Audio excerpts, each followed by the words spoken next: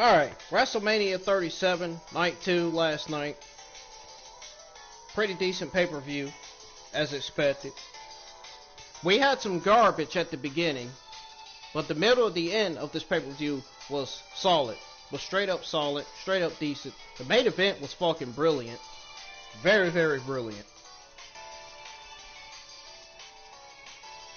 We have Rhea Ripley becoming the new Raw Women's Champion. Roman Reigns retains his Universal Championship. Shayna Baszler and Nia Jax retain their WWE Women's Tag Team Championships. Apollo Crews becomes the new Intercontinental Champion thanks to a returning Cabatato. Cabatato. I called him Cabatato.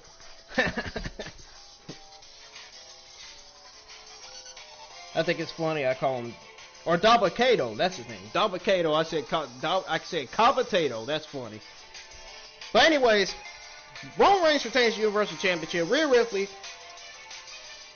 becomes the new Raw Women's Champion. Apollo Crews becomes the new Intercontinental Champion. Sheamus becomes the new United States Champion. And Randy Orton seemingly wins a god-awful match that had no build, no story whatsoever. This freaking match that kicked off WrestleMania 37 Night 2 was fucking terrible. Randy Orton versus Bray Wyatt. It was terrible. And then we got Kevin Owens picking up his victory, his biggest win his biggest win of his career over Sami Zayn. I can't even talk tonight. Can't even talk.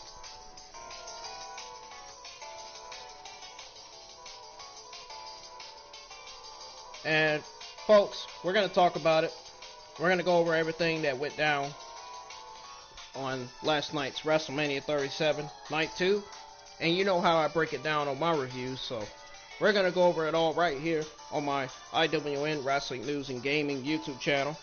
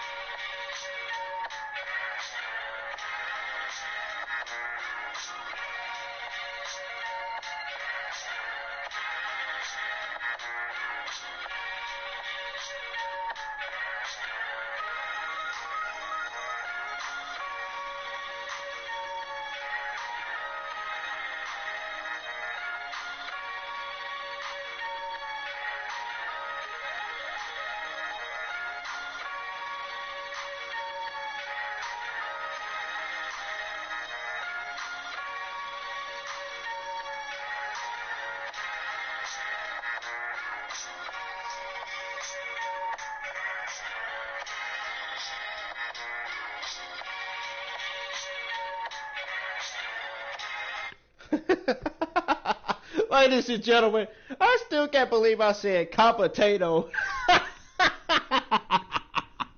Oh man, that was freaking funny. I'm still laughing at that. Cabatato, what the fuck? Oh man, ladies and gentlemen, welcome back to the channel. I'm IWN's very own Brennan, here live with your WrestleMania 37 Night 2 review. Before we get started, man, if you're new to the channel, hit that subscribe button. Turn on that bell for all notifications to never miss all of my Raw, SmackDown, NXT, NXT UK, and AEW Dynamite reviews that go live each and every week on the channel. To also never miss my AEW Dark Evolution watch-alongs that go live each and every week also on the channel. Also, so you won't miss my NXT UK watch-alongs that'll start going live every week now. Because I remember I went live with my very first NXT UK watch-along last week, trying to bring in some UK subscribers. So, also follow me on Twitter at Ingram Wrestling for the latest WWE and AEW news. Also follow me on Twitter because that's where my reviews get tweeted. as soon as my reviews go live, that's when they get tweeted. That's when they automatically get, tweeted and posted on Twitter and all that stuff.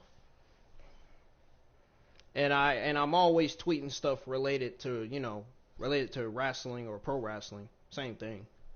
But anything that's related to WWE or AEW, I always tweet out stuff like that. You know what I'm saying? So, also, if you would like to follow me on Twitch, that's on you. You can. I would like you all to follow me on Twitch because, I am streaming Dragon Ball Z Burst 2 just about every week on my Twitch channel. And streaming Call of Duty some weeks on Twitch. Bringing you Call of Duty and Dragon Ball Z Burst 2 content on the Twitch channel. So be sure you hit that follow button over there. Help me get up to 100 followers on Twitch. And at least help me get up to 1,000 followers on Twitter too. And most importantly, help me get up to 1,000 subscribers because I'm on my way to 400 right now. And I am still blessed and so proud of each and every person that supported me in my channel. I just want to say thank y'all so much for really supporting me in my channel. I really mean that wholeheartedly. When I mean thank y'all, I mean from the bottom of my heart. Like, I really appreciate it, man. I really appreciate the love and support. Keep it up, man. It's still working. It's working well. Y'all are doing great. Keep on going. Keep on sharing my YouTube link or whatever y'all are doing. Keep on sharing my reviews, encouraging people to subscribe, whatever the fuck y'all doing. Keep on going, man. It's really working.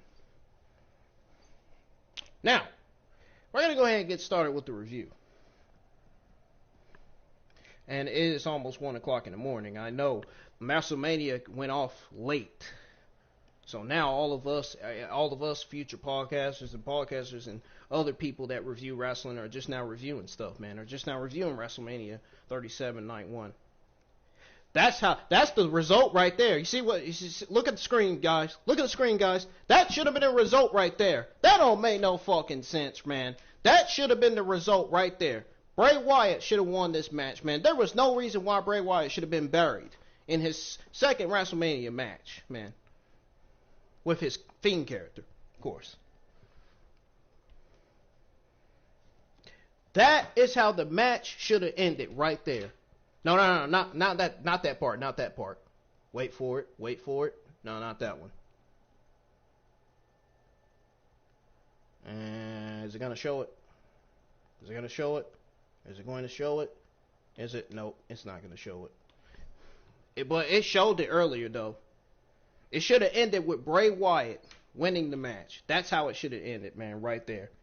If y'all are watching the screen, that should have ended right. That's how it should have ended, man. But instead it ended with Randy Orton winning the fucking match, which was complete fucking garbage. And I don't know what the fuck that black and red box was, man. A little more like Jack in the Box, if you ask me. So we got the kickoff show. I don't feel like reading all that. So we're just gonna go ahead and we're gonna go straight to the WrestleMania pay-per-view. So country music star Ashlyn Kraft is in the ring to sing America the Beautiful. WrestleMania 37 opens with the same video package as last night. Now the hosts of WrestleMania, Titus O'Neil and Hulk Hogan, come out wearing pirate outfits. Titus says they look damn good, and Hogan says it's a little hot inside the suit. Titus says there's 7 matches tonight. Wasn't there 7 matches 2 days ago on WrestleMania 37 Night 1? I mean, I'm just asking. So 5 of which are championship ones, so they better batten down the hatches. They joke around, and the fans boo Hogan quite a bit. It's time for the first match of the night, and out came the Apex Predator, Randy Orton. Randy Orton, clad in all white. Randy Orton was wearing all white ring attire.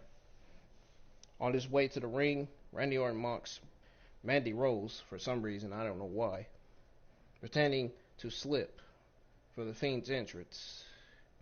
He's shown walking through a Fury Carotid. I don't think Mandy Rose is gonna like the fact that Randy Orton mocked her. Probably already had something to say about it on Twitter yesterday. And it looks like he burns all over. Then he's back as the original Fiend with no burns. Alexa comes out first, and there's a giant Jack in the Box. I figured that's what that was. I knew it. Earlier in the review, I said Jack in the Box. I knew it's what they're... See, I'm a genius, man. See, I know what the fuck's going on, man. I'm not dumb. So they said there's a giant Jack in the Box outside the ring. Alexa turns the handle until the lid pops up. Then the Fiend rises up out. So we got Randy Orton versus the Fiend. So the Fiend runs and jumps off the Jack in the Box with a clothesline to Orton to start the match. The Fiend slams Orton, then laughs before snapping his neck. Orton gets on all fours and the Fiend runs for a punt, but Orton rolls from the ring. The Fiend goes after him, but Randy lifts and back suplexes him on the announce desk, and I'm surprised that there's nobody in the chat. Anyways, only for the Fiend to instantly pop up and grab Orton with the mandible claw.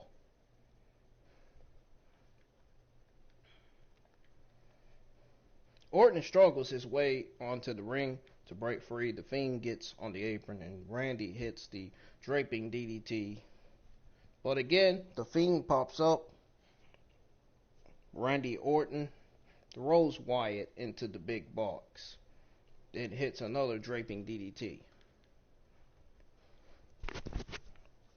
The Fiend slowly rises, and Orton unleashes some right hands, but he doesn't sell them. So it didn't really phase the Fiend. Wyatt hits a clothesline and a body attack to put Randy Orton down. Orton sidesteps the Fiend and sends him out of the ring. Wyatt gets on the apron, but Orton kicks him a few times and hits a third draping DDT once again.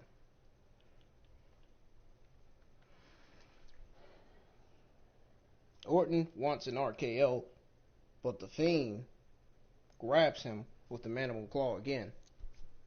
The Fiend grabs Orton for Sister Abigail, but suddenly fire erupts from the ring post and he stops. The camera turns and Alexa Bliss is sitting on top of Jack in the Box in a new outfit, all black with black gold dripping all over head to head. The Fiend stares at her and the fans chant holy shit. Orton spins the Fiend around and hits an RKO for the win.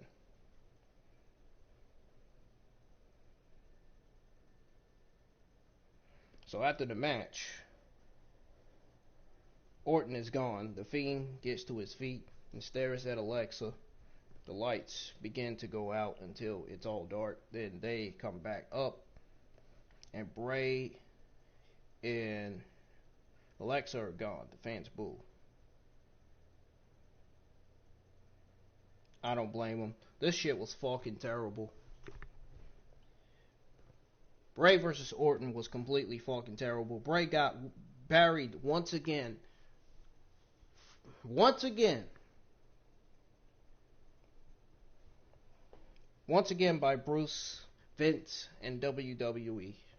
Folks, even though this shit was complete fucking garbage, the stuff involving Bliss, her sudden turn, and the aftermath will create buzz and intrigue as to what is next in the saga. Hopefully WWE will address some kind of sudden shift, because the longer they string along the audience, the sooner they will stop caring. I'm hoping this feud ends right now, because this feud's fucking boring, and this feud is god-awfully garbage. I'm here to tell WWE, Vince, and Bruce right now, scrap this fucking feud because they are not doing a hell of a good job with this goddamn feud right now. They need to end it. This shit is fucking garbage. This shit is fucking garbage. They need to end it. Seriously. So we got the Women's Tag Team Championship match. And we got Titus Catering and the racist Hulk Hogan standing backstage discussing last night's main event when up walks Eric Bischoff before they can say anything. Big pops up and says she loves his podcast, but he can be on her show and get a real audience. Bischoff said he'd really love to get Bianca Belair on his show. Bayley says she would be a far better guest because she's a role model. And she's been on both nights of WrestleMania. Bischoff and Hogan pretend they've somewhere to be, they have somewhere to be and walk away. And Titus puts the pirate hat on Bayley and leave. Man, the disrespect of Vince and Bruce, man. Oh my God. Like, for fuck's sakes, respect Bayley. She put the women's division on the map, man. Come on. And this is the disrespect that Bayley gets from Vince, Bruce, and WWE. Are you fucking serious? And then on top of that, you should have her the host. You should have her as the host of both WrestleMania 37 Night 1 and Night 2. I wonder why, Bruce, Vince. Wonder why you guys didn't have her as host of WrestleMania 37 Night 1, Night 2, huh? Eh? Why? I don't understand. Man, the disrespect by these fucking guys, dude.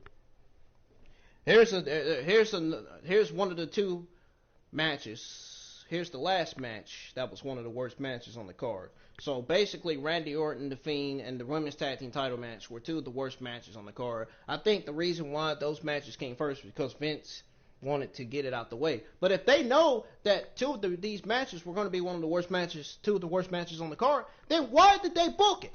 Why did they make these matches official then? If they know that these two matches were going to be two of the worst matches on the card. I don't understand this shit.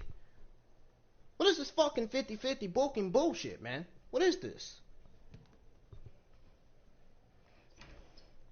I don't get it, man. I don't understand it. And first of all, Natalya, Tamina, they didn't even deserve that fucking Women's Tag Team Turmoil win. The only team that legitimately deserved that Tag Team Turmoil win was the Wyatt Squad. Hello. I said it on my WrestleMania 37 Night 1 review, did I not? And here I am saying it again. Jesus Christ.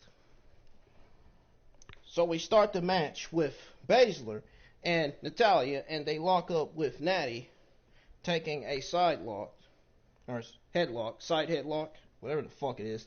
Fuck it. Baszler breaks free, and they lock up again, and Shayna slams her down, then taunts her. So, basically Natalya leapfrogs Shayna, who cares, and attempts a hip toss, but Baszler prevents it. Natty looks for the sharpshooter, but Baszler grabs the ropes, then tags Nia Jax. Nia comes in and shoots Natty down, then points to Tamina. Wonder what she pointed to her for. Who fucking cares? This match was fucking garbage either way. Natalya gives in and tags Tamina, who comes in to stand with Nia Jax. I don't even want to say the name Nia Jax. I would rather see Nia Jax get off my TV than see her on my TV. They headbutt each other, but neither woman fall. Tamina ducks a lariat and forearms Nia against the ropes and tags Natalya. They double team Nia and hit a back body drop. Baszler tags in, but they lift and suplex her as well. Then isolate her in the corner and makes frequent tags. Natalya catapults Baszler into a super kick from Tamina for a near fall. Baszler uploads a flurry of offense on Natalya and absolutely blasts her with a knee to the face.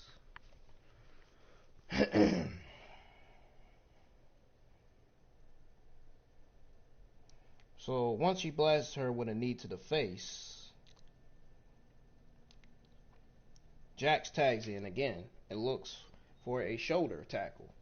But Natalya sidesteps her and she hits the post. Natalya hits a discus clothesline, but Jax comes back with a Samoan drop for a near fall. So tags were made to Tamina and Baszler. And Snuka comes in with a full head of steam and hits some lariats, crossbody, and dragon screw. Tamina kicks Shayna back and knocks Jax off the apron. Baszler grabs her for the Karafuda clutch, but Tamina powers out and hits a Samoan drop for a near fall. Tamina goes up top for the splash, but Shayna hits her. Then tags Nia. Jax goes up top and grabs Tamina, but Natty runs in and helps her down. But Nia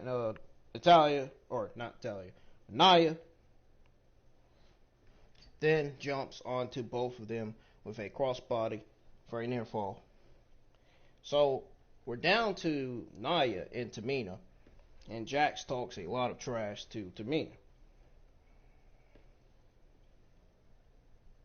including, swearing.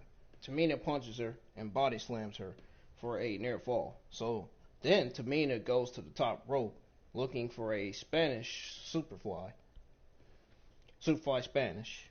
Either way, I said it backwards. But nobody's home. Probably because I'm feeling kind of sleepy, y'all, so just bear with me. After watching WrestleMania 37 Night 2, I'm now getting sleepy. Natalya tags in, and so does Shayna. But Natty knocks her off the apron. Natalya drops Nia Jax and locks in the sharpshooter. But Baszler grabs her from behind with a Karafuda clutch, and Natalya taps out. Looks to me like Nia Jax and Shayna won't be breaking up yet anytime soon. Oh man, I hate this shit. They really need to get Shayna Baszler the hell away from Nia Jax, and you all know exactly why I'm saying that. You all in the chat that's listening to me know exactly why I'm saying that shit. Oh my god, this shit fucking sucks. Really. It really does. Honestly, who the fuck cares about this women's tag team title match? First of all, let's go back to the Fiend and Orton. First of all, what the fuck was that? That match between the Fiend and Orton. What the fuck was that, man? And folks, honestly, do I stutter? The Fiend, Bray Wyatt, last night just actually lost to Randy Orton and got completely buried once again by WWE, Vince, and Bruce. And now it was an absolute awful start to WrestleMania 37 Night 2. So far it was. So far. Now, back to what I was saying about the women's tag team title match. Honestly, who the fuck even cares about the match at this point? Because once again, Natalya, Tamina, and Nia Jax did absolutely fucking terrible, as usual, in the fucking ring, once again. So, you mean to tell me WWE would rather give us this tag match last night than to explain the garbage that we just witnessed right at the beginning of the fucking pay-per-view?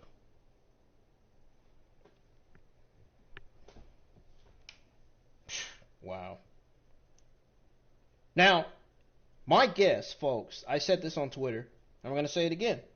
I'm going to say it again here live on my WrestleMania 37 Night 2 review. My guess is that they wanted to get two of the worst matches on this card out of the way with those matches, out the window. The rest of the matches, in my opinion, were going to be decent, which they were.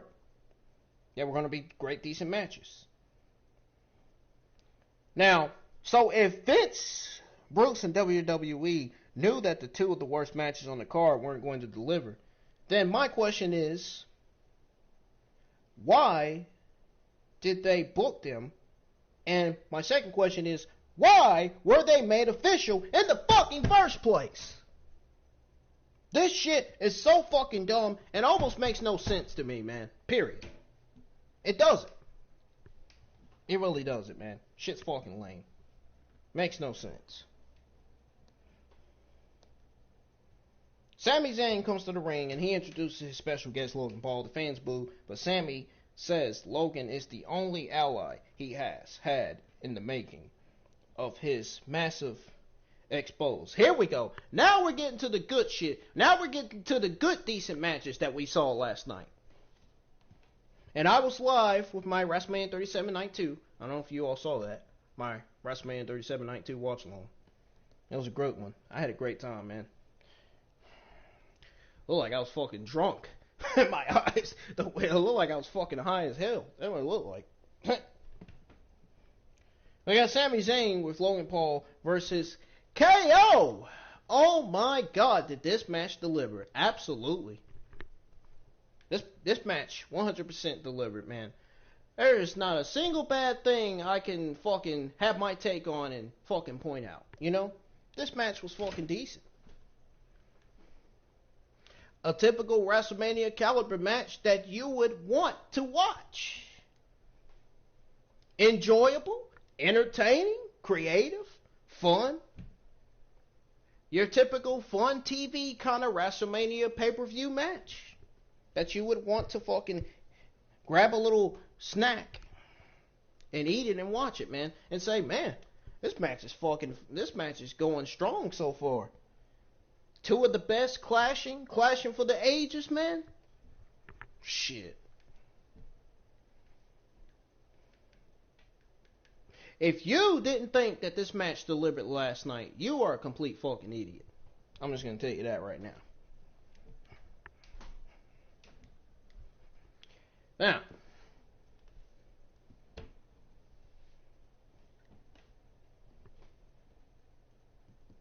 so the match begins, and Sami runs across the ring and right into a pop-up powerbomb. Zayn rolls from the ring, but Owens goes in and chops the chest of Zayn before suplexing him into the top rope. Logan Paul looks on with concern. Owens runs and clotheslines Zayn in the corner, then hits a cannonball. Owens goes up top and wants a swanton, but Sami rolls to the apron. Owens climbs down beside him, but Zayn kicks him and hits a brainbuster. Sami gets back inside and wants the count out win, but Owens gets back inside at 8. Sami unloads some right hands on KO, then clubbers him with forearms. Sami lifts Owens and hits a Michinoku driver for a near fall. Sami puts KO on the top rope and climbs up alongside him. Owens starts fighting back and they trade hands until Owens headbutts him off. Owens hits a frog splash for a near fall. Owens attempts another pop-up powerbomb, but Sami lands on his feet and grabs him, only for Owens to counter with an Oshi-Goroshi. Owens wants a package pile driver, but Zayn breaks free and hits an exploder suplex into the turnbuckles. Zayn runs for the Helluva kick, but Owens moves out of the way. Owens looks for a stunner, but Sami spins him around and hits the Blue Thunder Bomb for a near fall. Zayn hits a second exploder into the corner and hits another, followed by a brainbuster for a near fall. Sami and KO pummel each other in the corner, and Sami lifts him onto the top rope. Owens counters with Zayn with a fisherman suplex. Owens drags himself up on the ropes and clotheslines Sami in the corner then again, but Zayn hits a quick Helluva kick out of nowhere. Owens collapses into Zayn's arms in a comeback to NXT TakeOver Battleground in 2016. Sami puts him in the corner and lines up a second Helluva kick, but Owens catches him with a super kick. Owens hits a second super kick, then tells Sami He did this to himself before hitting a stunner for the win. After the match, Logan Paul gives them a standing ovation. He comes into the ring to check on Sami. Logan then congratulates Owens on his win, and Sami gets angry and shoves him. Zayn shouts that Owens conspired with the referees to get his win. Logan shoves him down, and Zayn rolls from the ring and leaves. Paul grabs KO's arm and raises it in the air, but Owens doesn't like it, so Owens starts laughing and the fans want a stunner. So Owens gives them what they want, basically. Now, my full analyst thoughts on this match between Zayn and Owens. Owens and Zayn saved the start of the show, honestly delivering a strong match that even, called back to their Battleground 2016 Classic, ironically enough called as such by John Bradshaw Layfield on commentary. Now, the longtime friends lived up to expectations, and while this may not have been the match of the year candidate, they had 5 years ago, and they left nothing on the table. They left everything they had into this one, and ensuring their one dance on wrestling's grandest stage was everything they wanted to be. Now, the fact that Paul did not factor in until after the match when he shoved Zayn and ate a stunner from Owens was the right call and helped this about achieve the quality that the performers and fans alike deserved. Now, this was the first real hit of the night. Definitely. Now, Riddle is wheeling around backstage on his scouter when he sees the Great Khali and stops. Riddle is amazed by the size of Khali and asked how he. So we got Riddle versus Sheamus for the United States Championship. This was an awesome, great match, man. I was impressed with Sheamus and Riddle. So it's a absolutely great match, man. Great match in the making, if you ask me.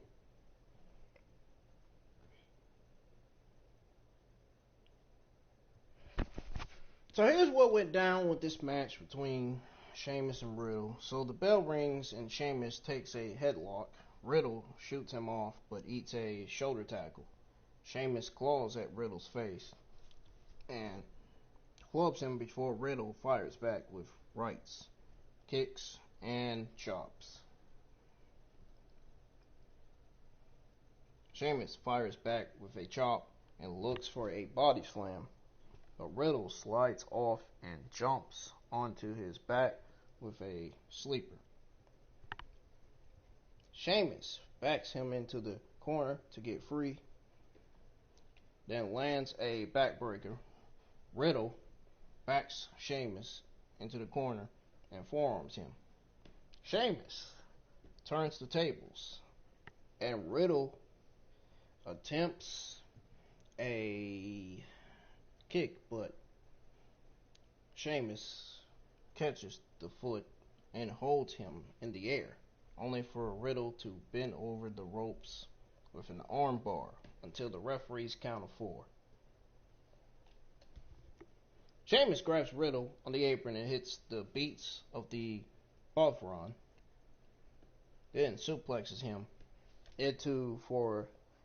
suplexes him inside for a 2 count. I didn't mean to say into, meant to say inside. Sheamus goes to the top rope and Riddle leaps onto the top rope with him for a flipping overhead belly to belly. Both men are down. They slowly get up and trade shots, but Riddle gets the better and hits a bicycle kick. Then a running forearm in the corner. Riddle hits an exploder and a senton, then lifts him for a bro hammer for a 2 count. Riddle wants a bro Derek, but Sheamus counters and throws him into the apron. Riddle kicks Sheamus back and flips into the ring, but gets caught with a huge knee for a near fall. Sheamus lifts Riddle for an Alabama slam and scores another near fall. Riddle kicks Sheamus to the apron and goes after him. Riddle shoves Sheamus into the ring post and suplexes him on the apron. Riddle hits a springboard corkscrew to Sheamus on the floor, then puts him back in the ring for a Broton for a near fall. Riddle applies a reverse armbar. Sheamus escapes and clubbers Riddle, then puts him on his shoulders and takes him to the ropes. Riddle escapes and climbs up with Sheamus but gets grabbed. So then Sheamus attempts an Irish curse backbreaker from the top rope, but they fall off and he hits a regular one. Sheamus goes up top and hits a flying knee for a near fall.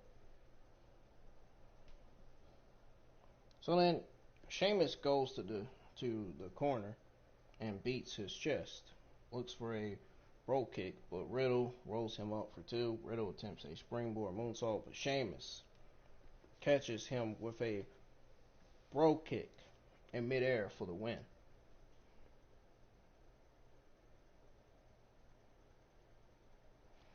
So Sheamus beat Matt Riddle to become the new Intercontinental Champion, basically.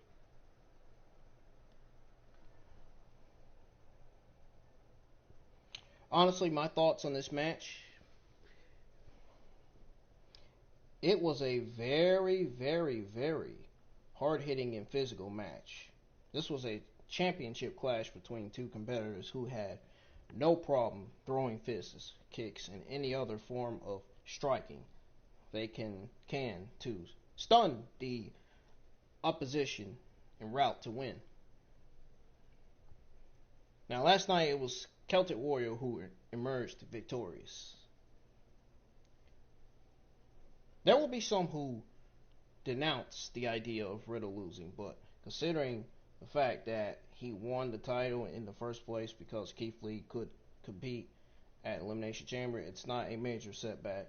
If anything, it positions Riddle to chase the title and prove he can knock off the former WWE champion to regain the belt. As for Sheamus, this was an appropriate award for 6 months of Super B in-ring performance. While most will point to Roman Reigns, Bayley, Sasha Banks, and Asuka as the best WWE performers during this coronavirus pandemic, Sheamus has been every bit as good and earned the right to shine at WrestleMania. He did it with arguably his best performance on the grandest stage to date. Got a video from Triple H on the side of the road holding a yellow case. Bad Bunny walks up and Triple H says he did an amazing job last night, but it's his time, and hands him the case. Bunny takes it and climbs on top of the truck he rolled in on last night, 2 days ago. He opens the case, and a Triple H theme microphone is inside. Bunny will be going on a world tour next year. Oh, wow. He earned this world tour, man. You know, after that great performance, guess Triple H and everybody else decided to give him something special.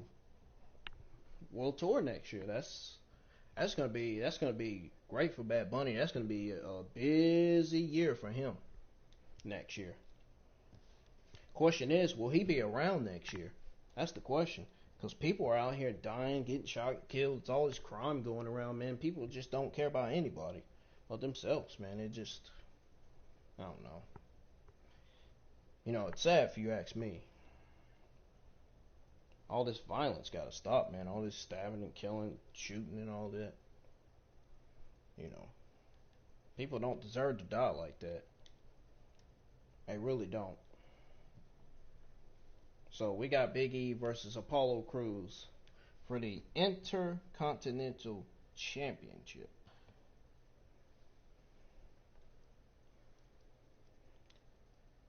This Apollo Crews and Big E feud is one of the best feuds on SmackDown. It's been one of the best feuds on SmackDown so far. It really has. Apollo Crews is really killing it with his Nigerian character. He's doing really great, and he really needs to keep going. And his Nigerian character made him, helped him win the Intercontinental Championship. But you want to know who really helped him win the Intercontinental Championship? Dabba-Kato, a returning Dabba-Kato, helped him win the Intercontinental Championship. That was an unexpected surprise right there. I was shocked to see Dabba-Kato from Raw Underground. Remember, he was on Raw Underground. But I'm shocked to see him on the grand stage of them all WrestleMania. That shocked me right there. I did not see that one coming.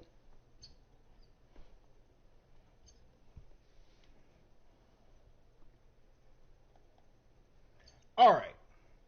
So here's what went down with this match between Apollo Crews and Big E. So the bell rings and both guys ball and bring kendo sticks into the ring. They hit each other back and forth until Apollo jumps out of the ring. Big E chases after and cracks Apollo in the chest a few times. Big E throws Apollo into some drums at ringside, then lifts a gong. But Apollo kicks it out of his hands. Crews batters Big E with the kendo stick. They get back inside and Apollo swings with the kendo stick. So once Apollo swings with the kendo stick, they get back inside and Apollo swings with the kendo stick, but Big E ducks and tosses him to the apron. Big E spears Apollo through the ropes to the floor. Big E gets Crews back inside, then takes the top off the steel steps and drags the bottom half over to the side of the ring. So then Big E gets on the apron, but Apollo lifts him and hits a Death Valley driver on the apron. Apollo covers Big E in the ring for a 2 count. Apollo grabs the bottom half of the steps and drags them to the apron. He places Big E on the steps and stands on the apron with the other half and tries to throw them into throw him into him. But Big E rolls out of the way. Both men get on the apron and Apollo runs at Big E but gets caught with a Uranagi onto the steps on the floor. Obviously, you all know what a floor is and you know where the floor was during that match. Big E sits on the steps and shouts at Apollo that he's going to get everything he asked for. Big E lifts a table and erects it in the ring, but Apollo combats back and smashes him with a kendo stick until it breaks. Apollo lays Big E on the table and goes up top for a frog splash, but Big E's not home and Crews crashes and burns. Big E lifts Apollo and hits a big ending, but before he can make the pin, he's attacked by, of course, Dabba-Kato,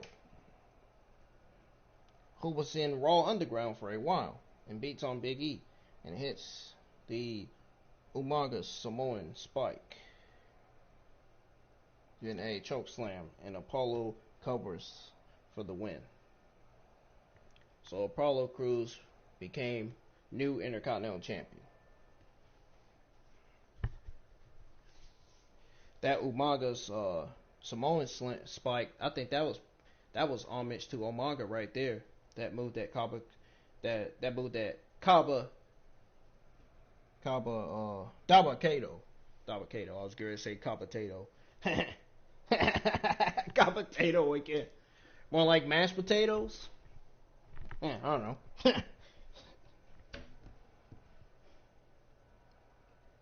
I still can't get off of that fucking funny face paint on Alexa Bliss's face.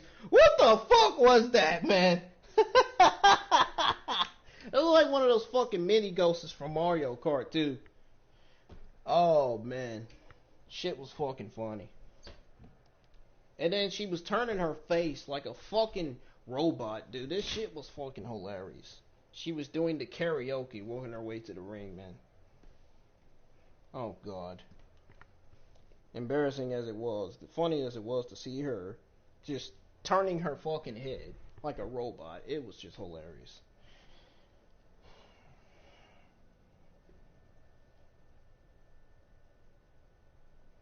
But my thoughts on the Apollo Crews and Big E Intercontinental Championship match. Honestly, there was no time for overproduction or over complications, as it's typically the case whenever WWE busts out a new gimmick match.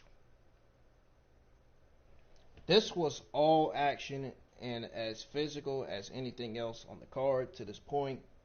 Big E was appropriately intense as he avenged the tournament hipped on him by Crews. Throughout the feud, the crowd was ready for him to achieve his vengeance and retain his title until Dabakato returned and introduced himself to the feud. It was interesting to hear Michael Cole and Corey Graves feign ignorance as to who this massive man was when they worked for a company that featured the same guy on Raw less than a year ago. Of course, anyone that watched Raw Underground immediately sought to forget it. So it is understandable. This feud will continue with Big E forced to chase after the title he has held since December. More importantly, Crews now has a heater that will only help to enhance his act and get him more over with the audience. This is the biggest takeaway from what was an otherwise fun hardcore romp.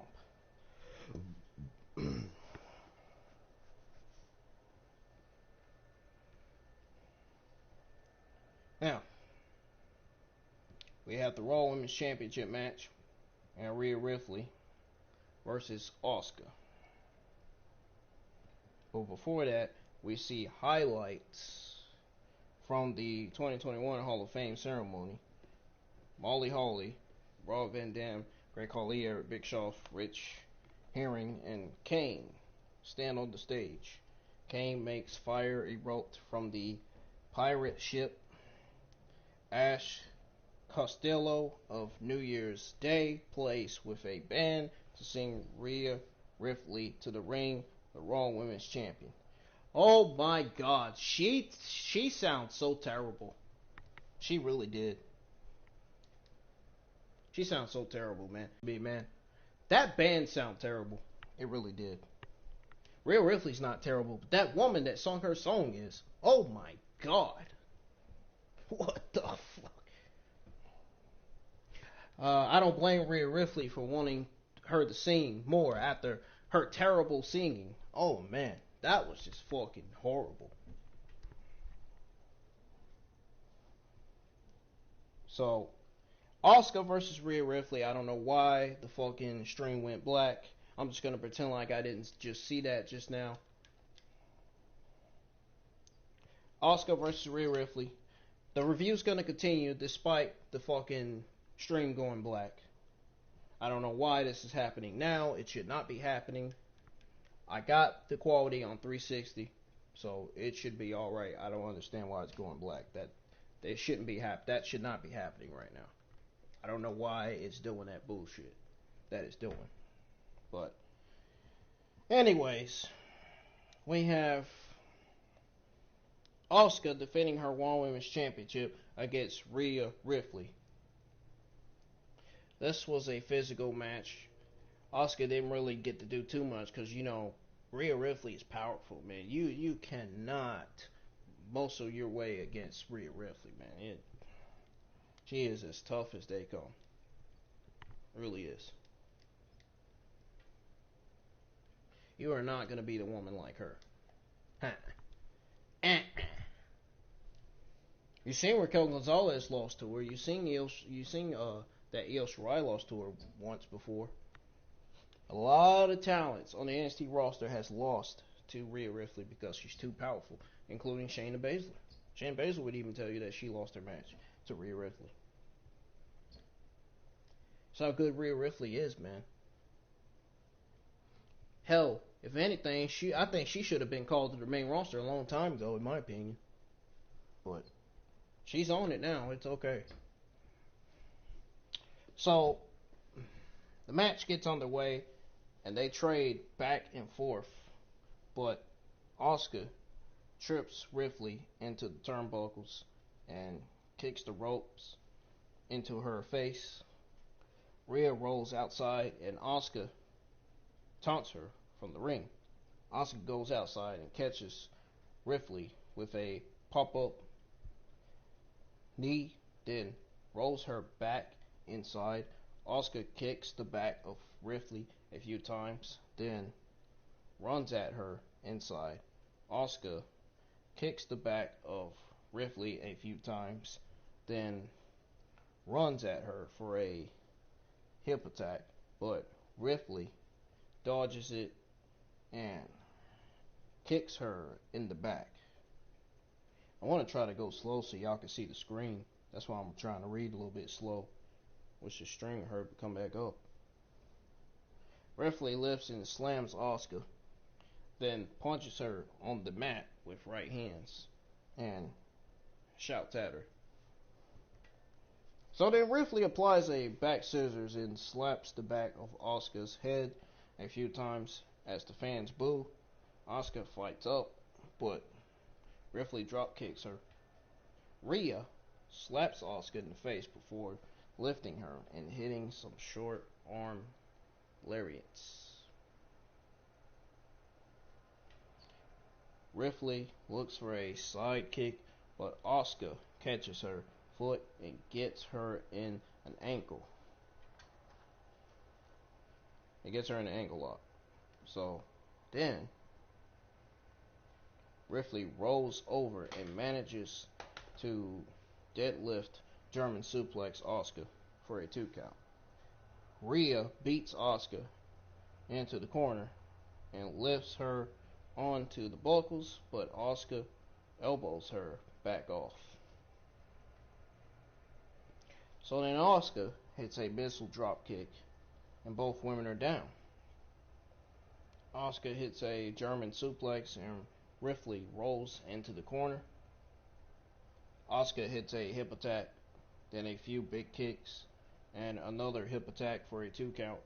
Asuka goes up top, but Asuka drop kicks her off and she collapses to the floor. Rhea goes outside and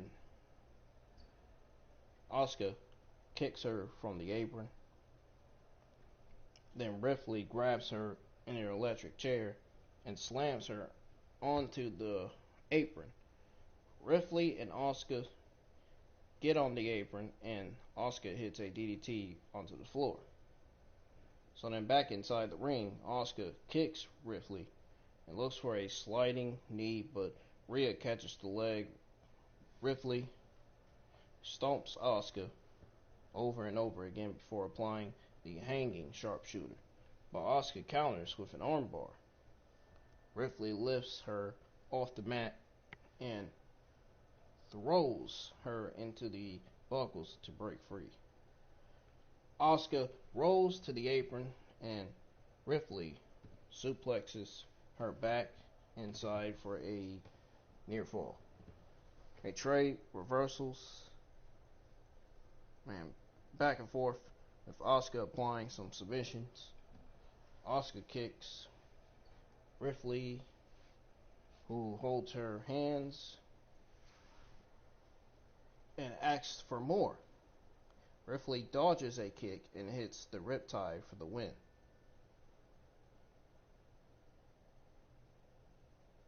And that was it. So, now, my thoughts on this match.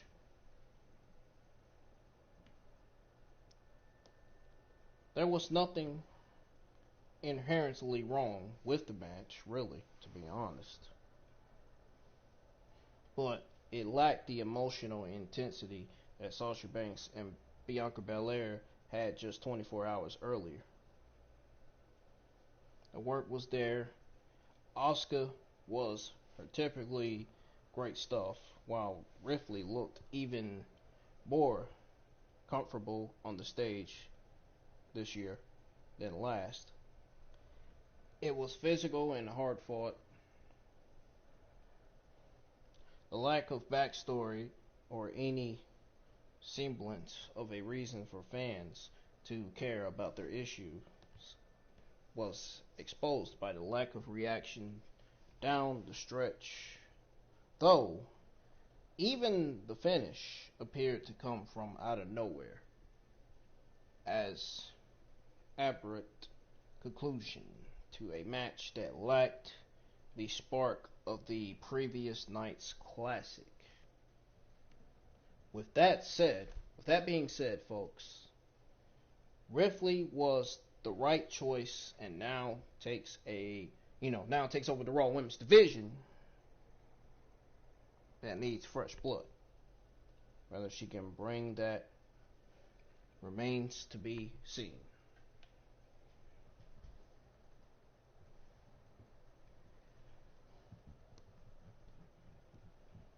Titus O'Neil and Hulk Hogan return to the stage, and thanks everyone for coming and watching around the world.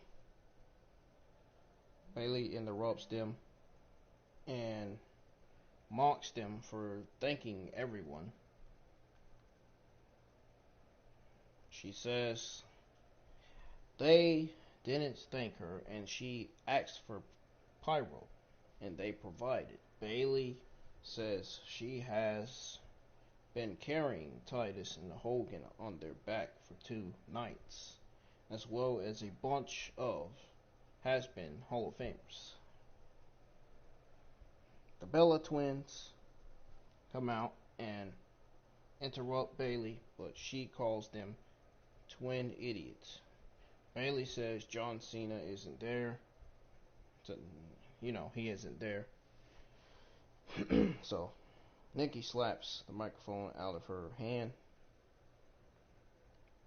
Nikki and Brie beat on Bayley and throw her down the ramp to the boos of the crowd.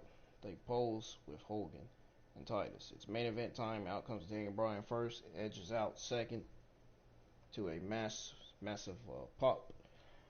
Roman Reigns comes out last wearing a Samoan, Eula Fala, or whatever it is. Eula Fala. I think that's what it is. And takes his sweet time getting to the ring, as usual. So we got the Universal Championship match. We got Roman Reigns for Paul Heyman and Jey Uso versus Edge versus Daniel Bryan. We are finally at the main event. Thank God, I'm ready to end this review. I'm ready to end this review and rest, man. Seriously. Let me get a sip of this water for a minute. Throat's getting dry here.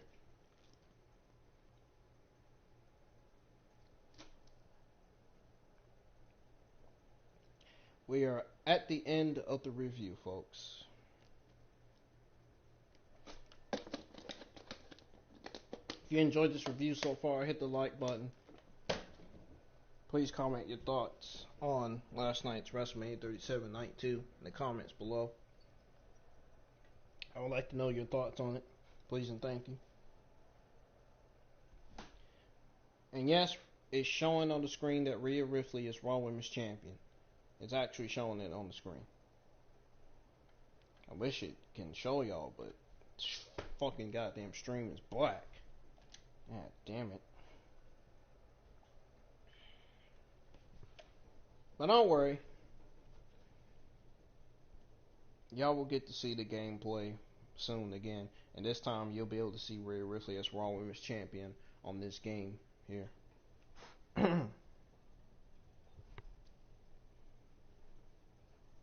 So here's what went down with this triple threat match between Roman Reigns, Daniel Bryan, and Edge. I need to get my arena up here. Alright, you gotta choose Roman Reigns. Where's Roman Reigns at? There he is.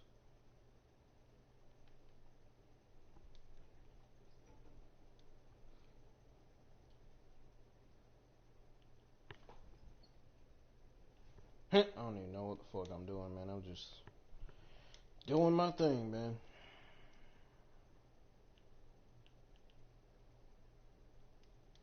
Alright. So, the main event gets underway. A Roman runs over and smashes Bryan with a forearm. Edge hits Roman from behind, but the champion beats him into the corner and clubs him with lariats.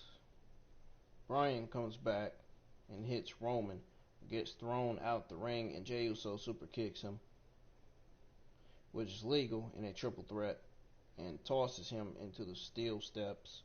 Roman throws Edge outside, and Jey super kicks him as well. Roman takes the top of the announce table off, and Jey looks to drag Edge over, but Bryan comes flying through the ropes with a suicide dive to Roman. Edge then whips Jey into the steps, and goes after Roman. That's how you know I need to go to sleep, because I ain't getting my shit right. I don't feel like I'm doing too good right now. Edge slams Reigns into the barricade, then the apron several times, and shoves him into the ring post. Edge goes around the ring and takes the top off the steel steps and drags Jey on top for an execution. No, I'm just joking. More like Edge needs to stay retired. Edge needs to stay retired. Anyways, everyone is down around the ring except for Paul Heyman. Medical officials come out to check on Jey Uso as Bryan rolls into the ring and Edge gets back to his feet. Edge gets inside with Bryan and they trade shots back and forth. Edge whips Bryan to the corner, runs, but Bryan hits a drop toe hold into the buckles. Bryan uploads the yes kick to the chest, then lifts Edge up top for a Hurricane Rana. Well, Edge rolls into a pin for 2. Edge hits an Edge-o-matic for the 2 count. Roman gets on the apron and punches Edge, then tries to suplex him out the ring, but Bryan slides through their legs and pulls Roman down to the floor. Bryan jumps to the top rope and drops Edge with a missile dropkick. Bryan flips over Edge, then dives out of the ring as Reigns gets caught and hit with a belly-to-belly on the floor. Edge hits Roman with a baseball slide and goes out after him. Roman and Edge go back inside and Roman hits a Samoan drop and goes to the corner for the spear. Edge reverses the spear with a execution. Then he goes to the corner and redeems himself. Edge runs for a spear. Roman catches him with a Superman punch. Then Reigns runs for a spear, but Edge hits a sunset flip for a near fall. Edge and Roman both hit the ropes and jumps for spears, but collides in midair. Daniel Bryan comes off the top rope with a dive headbutt to Edge, then climbs back up and hits Roman with one. Bryan covers Reigns for a near fall. Then both guys start to get up, and Bryan kicks them both over and over. Roman shoves Bryan, but he ducks Edge and hits a flying knee. Roman attempts a Superman punch, but Bryan kicks him in the gut, then lands a head kick for a near fall. Bryan grabs Roman's arms and stomps his face over and over. Bryan gets Roman in the yes lock, and the big dog is about to tap when Edge breaks the submission. Bryan grabs Edge in the yes lock, and the Radar Superstar screams in pain. Roman breaks it up and pummels Bryan with rights and lefts over and over. Reigns lifts Bryan and powerbombs him onto Edge, then kicks Bryan out the ring. Roman leaves the ring as well. The fans chant Roman sucks, and he holds his arms out as them. Roman drags the steel steps over to the announce table and carries Daniel Bryan onto them.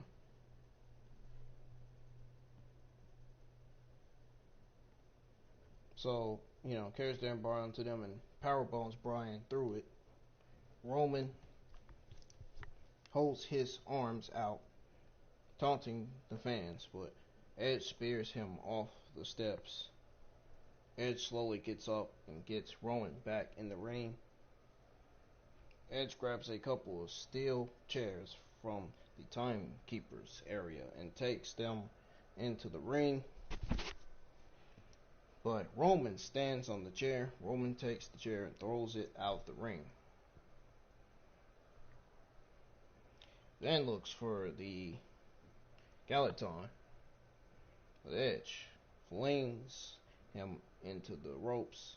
Edge applies a crossface and screams at Roman to tap. A leg of the steel chair had broken off. Edge grabs it and sticks it in Roman's mouth in the crossface. Roman looks like he's about to tap, but Bryan jumps in, grabs his hand. Bryan then applies the S-lock to Roman's arm while Edge still has him in the crossface with the left arm. Bryan and Edge try to submit Roman but start headbutting each other. Bryan grabs Edge's arms, stomps his face over and over, then heads to the corner and does the slow yes chant. Bryan runs for the flying knee, but Edge hits a spear. Roman looks for a Superman, but Edge ducks it. He hits the ropes and connects with a big spear. Edge covers, but Bryan pulls the referee out the ring. Edge is furious.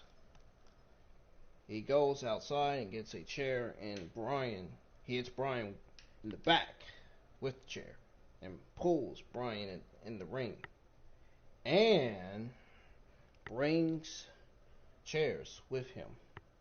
Edge beats Reigns and Bryan with a chair over and over. Edge puts Bryan's head on a steel chair and grabs the other chair, then puts it under Roman's head.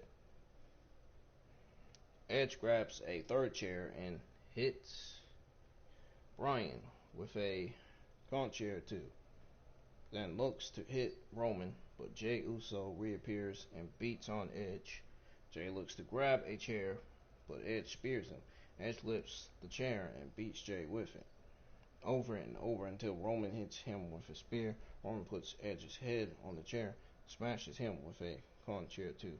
Roman drags Edge's limp body and puts him on top of Daniel Bryan and pins both men for the win.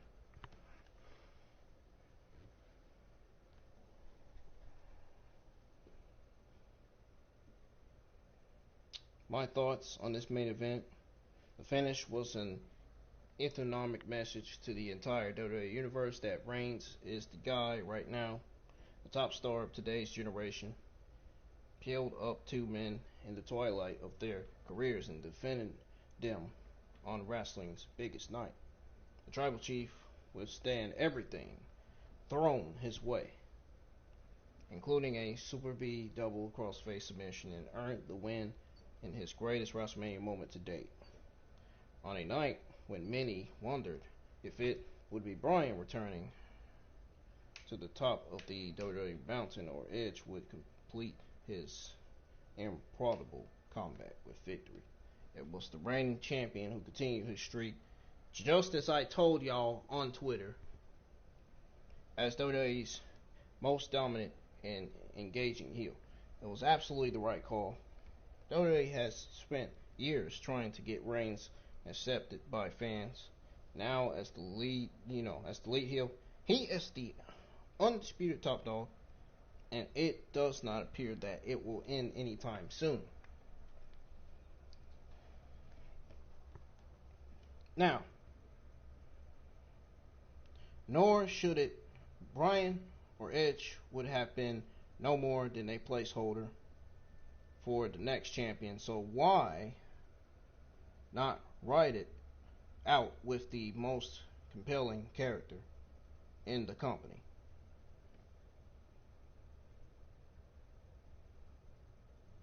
So, I told y'all I was right, man. I told y'all so. I told y'all and I told y'all and I told y'all it was going to happen. I told y'all either Jay Uso or maybe Jimmy Uso was going to help him win the match to retain his Universal Championship, and it was Jay Uso that helped Roman Reigns win that match.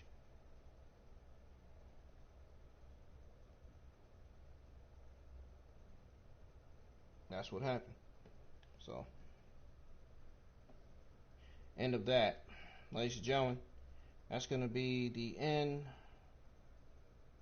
of your WrestleMania 37 Night 2 review. If you enjoyed it, hit the thumbs up. If you didn't, hit the thumbs down. I see 2 thumbs down. I have no idea why I got 2 thumbs down. Must be the YouTube haters or something. Maybe. I don't know. But I'm getting out of here. I hope you all had a good Sunday evening watching WrestleMania 37 Night 2. I hope you all had a good time, because I had a good time in my WrestleMania 37 Night 2 watch along. I really did. I had a very, very good time. Well, that's going to do it for the review, man. I'm getting out of here. My Monday Night Raw review is going to be live tonight. My NXT review will be live Wednesday afternoon. And of course, as usual,